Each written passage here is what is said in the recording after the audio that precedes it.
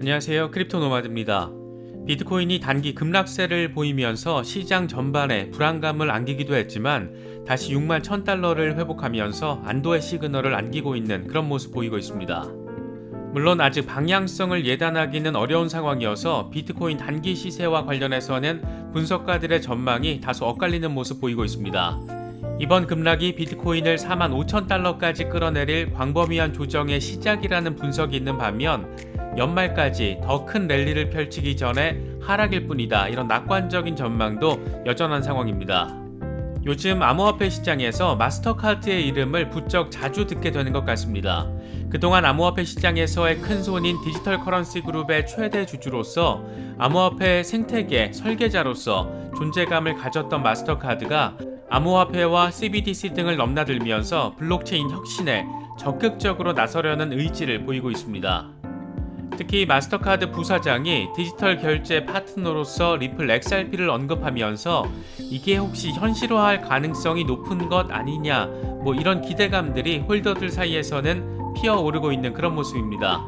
마스터카드 부사장과 리플 임원이 함께 참석한 행사장에서 나온 발언이라서 꼭 직접적이고 현실적인 연관성이 있는 것으로 봐야 할지는 별도의 문제인 것으로 보이는데, 만약이라도 이게 현실화가 된다라면 말 그대로 대박 중에 대박이라고 할 수 있을 것 같습니다.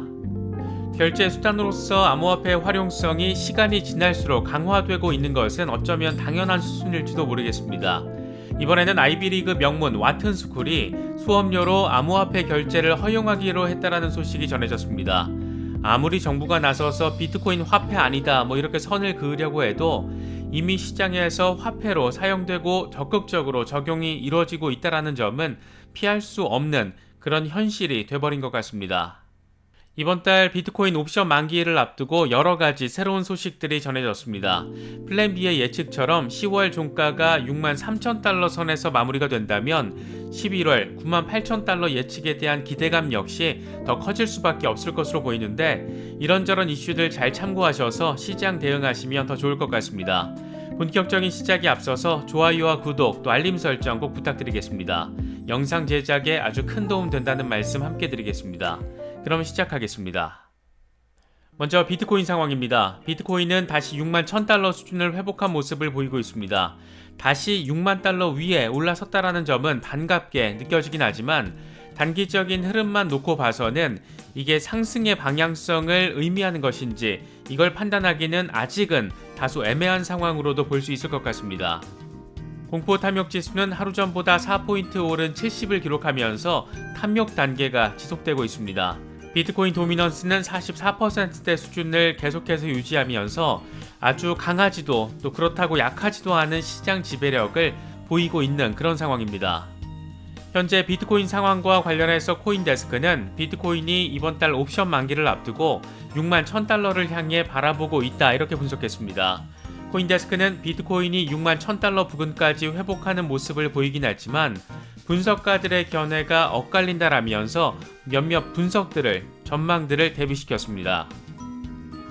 먼저 FX프로의 분석가 알렉스의 경우에는 일부 사람들은 새로운 고점에 도달하기 전에 빠른 균형 조정 과정과 준비가 진행되고 있다고 생각하는 반면, 다른 사람들은 이게 비트코인을 45,000달러에서 5만 달러로 끌어내릴 광범위한 조정의 시작이다, 이렇게 생각한다라고 밝혔습니다. 그러면서 기술적 지표가 과매수 수준에서 후퇴하고 있어서 지속적인 조정 가능성을 낮출 수 있다라고 언급하기도 했습니다. 그만큼 상승 여력이 아직은 남아있다라고 바라보고 있는 겁니다. 키 어드바이저스 그룹의 파트너 에디 가부어의 경우에는 우리는 4분기에는 위험 부담 거래가 가속화될 것이라고 생각한다. 암호화폐는 변동성이 가장 높은 시장이기 때문에 우리는 암호화폐가 무엇을 할 것인지에 대해서 매우 낙관적이다, 이렇게 설명했습니다. 암호화폐 운용사 QCP 캐피털의 경우에는 고점에서 빠르게 하락했는데도 불구하고 시장은 상대적으로 차분하고 연말까지 더 큰 랠리를 펼치기 전 하락일 뿐이다, 이렇게 다소 낙관적인 견해를 밝혔습니다.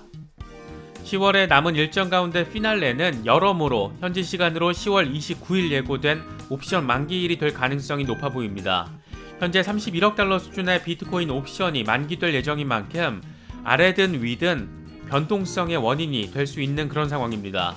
다만 이날을 계기로 하락보다는 상승에 대한 기대감이 조금 더 높은 것은 최고 거래량 계약이 6만 달러 행사가이고 풋 옵션보다는 콜 옵션이 더 많기 때문입니다. 강세 포지션인 콜 옵션이 옵션 매수자에게 미래에 미리 결정된 가격으로 자산을 구매할 수 있는 권리를 부여하는 반면 약세 포지션인 풋 옵션의 경우에는 매도할 권리를 제공합니다.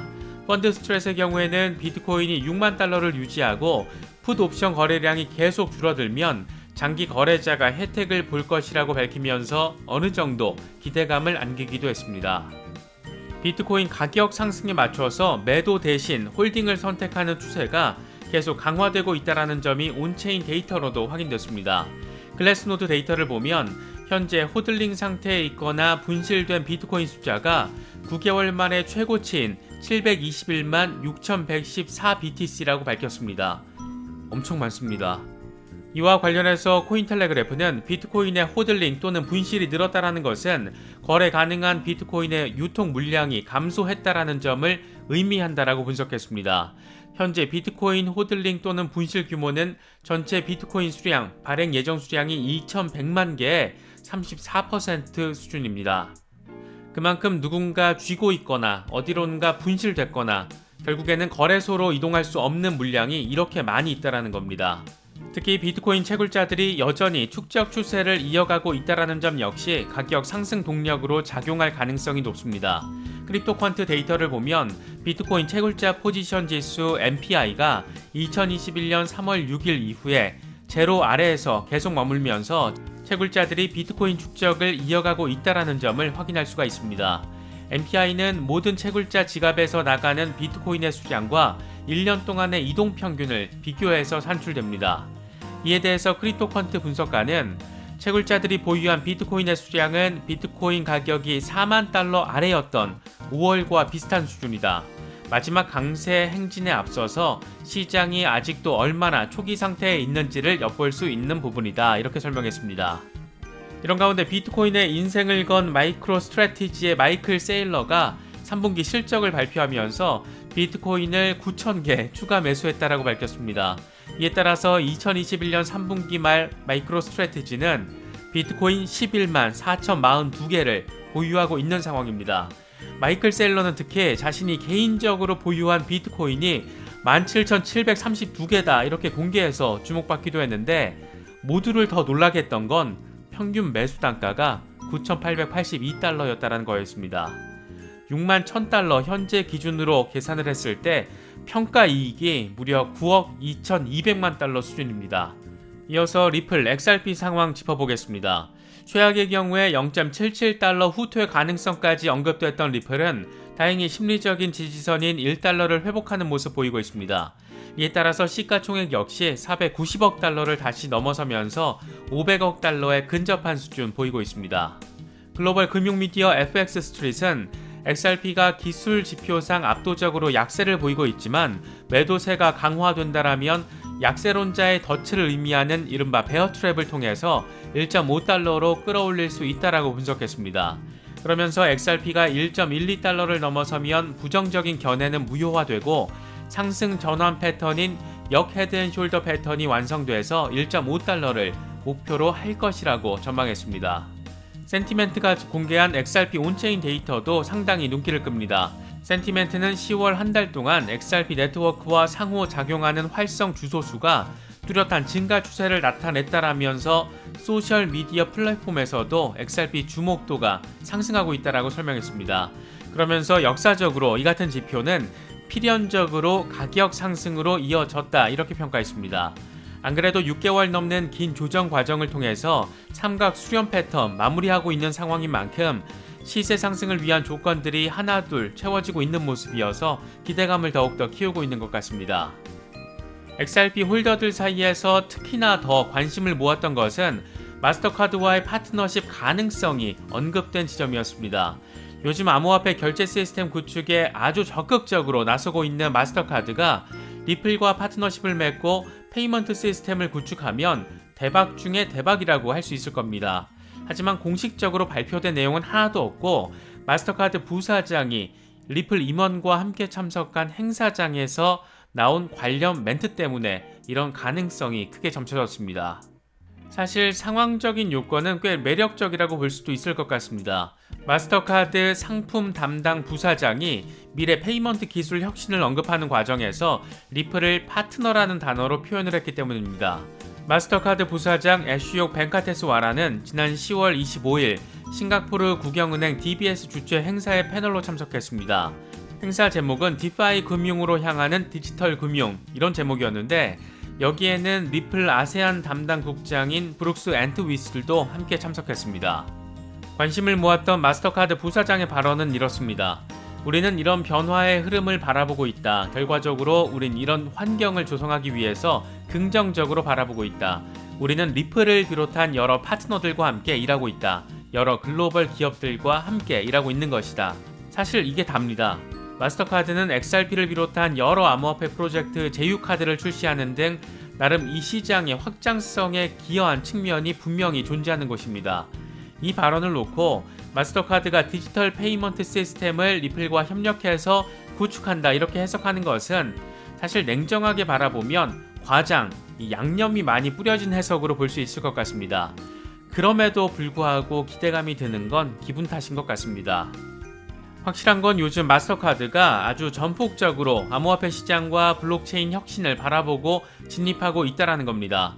사실 마스터카드는 베리 실버트의 디지털 커런시 그룹의 지분 50%를 가진 최대 주주입니다. 시장에 직접 들어오기 전에 이미 암호화폐 시장의 거물에 대한 소유권을 확보하면서 시장 생태계 조성에 직간접적으로 관여했던 존재입니다. 디지털 커런시 그룹의 자회사가 그레이스케일이라는 점을 고려하면 얼핏 과거의 금융으로 볼 수 있는 마스터카드는 사실 이 업계 큰손이었던 것으로도 해석할 수 있습니다. 이런 마스터카드가 이번에는 CBDC를 위한 네트워크를 구축한다라는 계획을 밝힌 것은 사실 리플과의 연관성을 더 강화시키는 데 한몫을 하기도 한 것 같습니다. 이미 여러 중앙은행들의 CBDC 프로젝트가 리플과 협업하고 있는 상황에서 마스터카드 부사장이 리플을 파트너로서 표현한 것이 있었고 그 직후에 마스터카드가 CBDC 네트워크를 구축하겠다라고 밝혔기 때문입니다. 어쨌든 기대감을 제거하고 팩트만 놓고 보면 이렇습니다.